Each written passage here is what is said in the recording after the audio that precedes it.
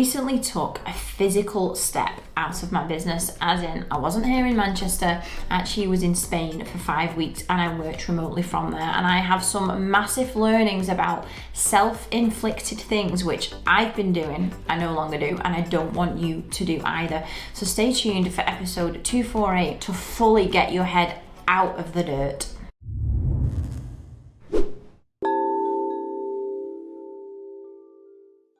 Hello and welcome to episode 248 of My TV. My name is Emma Mills and I help business owners focus on what they do best by leveraging their time and getting people around them to help them with the things they don't enjoy. And today's episode is based around, you might call it an experiment, a trip. A couple of weeks ago, me and my partner Joe, we went to Girona in Spain for 5 weeks, and it's not a working holiday because it wasn't a holiday, but we were working in Girona. And one of the key reasons we were going is because my boyfriend loves triathlon, and Girona is like the place to train, cycle, run. All the cyclists live there, all the famous triathletes live there. And the weather is amazing, so he can train every single day. And for me, I was totally excited about this 5 weeks working away, because I know that when you step out of having your business right up here, pushed against your face, all the good things happen. So I was excited for what was to come out of it, what I learned. And this episode is about a lot of things I've realized are totally self-inflicted, and I don't want you to do the same.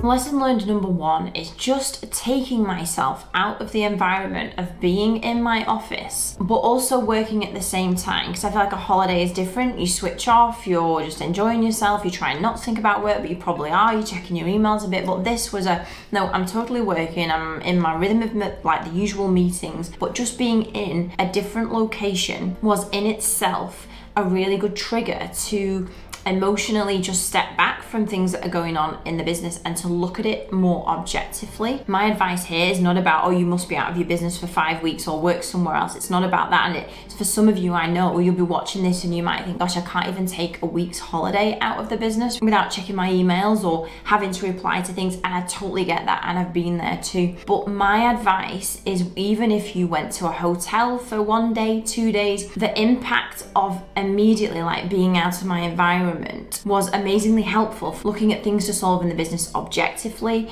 was looking at things unemotionally, was removing noise and chatter from my brain, from my inbox, from my phone, from like being out of the usual situation. It is the usual thing of when you're in something so much you can't get out of it and see it, but being out of this office really, really helps just from a clarity of mind perspective. And clarity of mind is really important for solving anything, because when you're like so overwhelmed and you actually can't see the wood for the trees and like we don't get anything done. And it was super helpful for removing myself from the hecticness that we often feel on a daily basis in our businesses.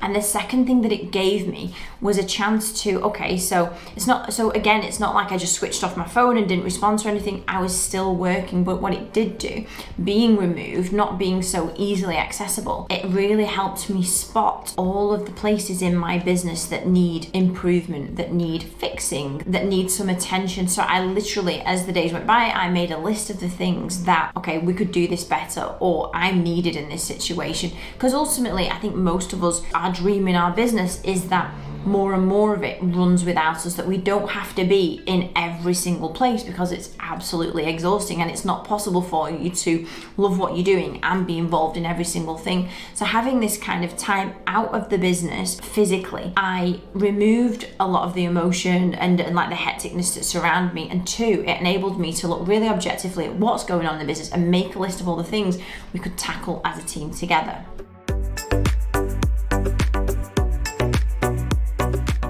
Number three, a lot of overwhelm, I think, is self-inflicted. And whilst I know we have lots to do and lots to solve, the way we go about that can make something feel very murky, or we can have complete clarity that we're spending our time on a particular topic. And when I was away, I made a really specific intention to not work with 100 tabs open in my Safari, to turn notifications off my phone, to not have Teams open, so throughout the day while I'm trying to do, like I'm dedicating the time to do deep work, I'm not seeing notifications from the team coming in and replying to them straight away, that I am not having my phone switched on to take calls. I diverted that to my own office. Like, we onboard so many clients who, when they share their screen with us, their tabs are 100 tabs open, a complete mess. Like you see all of the documents open, you see the notifications like whizzing in all over the place, and you just know that no matter what you're trying to achieve, if you are trying to do many things at once, it is impossible. Like, multitasking does not exist. And so for some reason, the physical location of being out of the office, I was much more discerning about the things I did in each hour. So, but a massive part of that was going, okay, I'm not going to be this reactive person. There were certain times of the day where I checked in with the team, but aside from that, each hour to hour, I had really great intentions and knew what my intention was in the hour and what I wanted to deliver. So overwhelm, I think, can just be squashed by doing a bit of technical housekeeping. Don't work with hundreds of tabs open and you're kind of thinking, well, I'll have that for later. If you're going to use it later, you're going to open it again. Notifications off your phone. Don't have the company messaging system open at all times, trying to respond to, as you're trying to do deep work apparently, but then you're also replying to a quick message about, can we place a drinks order for the Christmas party? Like, the two aren't congruent with each other. Some technical housekeeping for me is one of the biggest ways to reduce overwhelm and give you the space to get the good work done.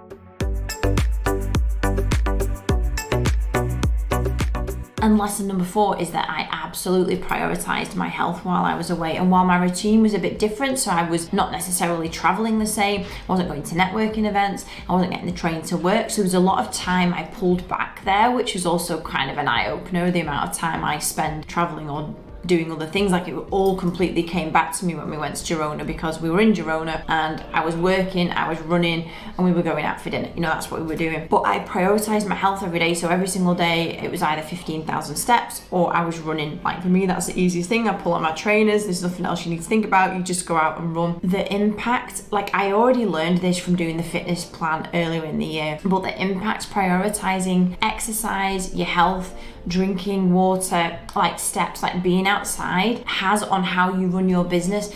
I know for some people, be like, this is not an implementable tip. It might feel like that, but I cannot stress enough that when you properly treat your body how it should be treated, which is to move, to be hydrated, and to not feel stressed, you attack your business in a completely different way. You attack it from okay, so I've got clarity with no notifications, I can just focus on what I'm doing, but also then to feel like I feel good, I feel in control. Exercising regularly absolutely has made me deal with stress in a completely different way. And without getting too technical in the detail, like, my heart rate variability is completely different, my resting heart rate's improved over the last 5 weeks. Like, I can see the impact of creating less stress in my life, and my business and the way I lead and the problems I'm solving are much, much better for it. So, like, lesson number 4, it's one of these things you already know, but it can be easy to go, I'm just going to snooze the alarm, I'm not going to get up and go to the gym, or I'm not going to go tonight, I've had a long day, I've already earned my glass of wine. If you prioritize your health, like, I promise you will run a better business from it.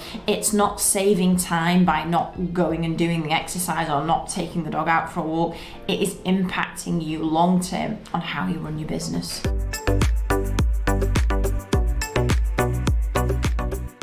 And lesson number 5, which probably feels like the biggest luxury and felt so good, is that I had time to think. And whilst you might go, well, you can think while you're in the UK, and that's totally true, and I'm going to carve out better time to do this. But while we were in Spain, I guess, again, because there is a lot less things that I did there that I would normally do here, like traveling home or traveling around, or times taken up by meetings. Like, there were less meetings in Spain because it just felt like, well, I'm not meeting them in person, or I had a lot of time back and I had time to think. And that, for me, is very, very underrated by most business owners. Most of us, I know, will go to like a networking event or a mastermind, or we get out of our business for a day and it feels so luxurious because you're uncontactable for one day and you're not in the mix. But while I was away, the time to think really, really was the most valuable thing, because I got real clarity on where we are now and what I actually want in my business and what I actually want personally, what I want with my partner, what I want in my life, what what I want next. And I think a lot of business owners don't actually know what they want. They get so caught up in what they have now and they think that is the way it will always be. And just giving yourself space to read, so like inspire yourself with, business books or autobiographies, or just to think, or just to run with an audio book in, or this was the most luxurious thing, and it felt really good. And I've come back with a plan, with clarity, and also with clarity around what I want is really important. And I've most often given way to that for the sake of the business, to go, oh, it's okay, I can do that next year, or oh, it's okay, I'll tolerate this just for a bit longer. That is one thing I became really aware of. Life's short. I had clarity about what I want us to do next, and I don't want to tolerate things that get in the way of that, because I don't anymore want the busyness of the day-to-day to prevent progress. And I think that can often happen so much, that we get so in the mix of everything, our progress is prevented by it. So these are my 5 key learnings from not working in the business, like not working in physically in the office and working out of it. It's that being out of the business stopped the emotional part. It's that I was able to make a list of the things that clearly don't work when I'm not there, when I'm not physically there, when I'm less available. It's that technical housekeeping is the key to reducing overwhelm. Just the way we operate our lives with all of the devices and everything, it can be the difference between having complete mental brain fog to being really clear on what you need to do next. I prioritized my health every day. And number 5, I had time to think about what I want next. And that is a very underrated thing to have in your diary. It's just time to plan and think about, what do I want next. It's November when this episode goes out, and I'm sure some people only think about 2024 when it comes to New Year's Eve. I've already got my plan for 2024, and I want the same thing for you. So I hope this episode helps you to get your head out of the dirt and into the clouds. And whilst I'm not suggesting that everybody goes and works somewhere else for 5 weeks, but even if that is a day a month, you take a day out of the office, you go and work in a hotel, you just work somewhere that you won't be accessible all of the time, and you just give yourself some space to actually focus on what you want, what you do best, and where the business is going next.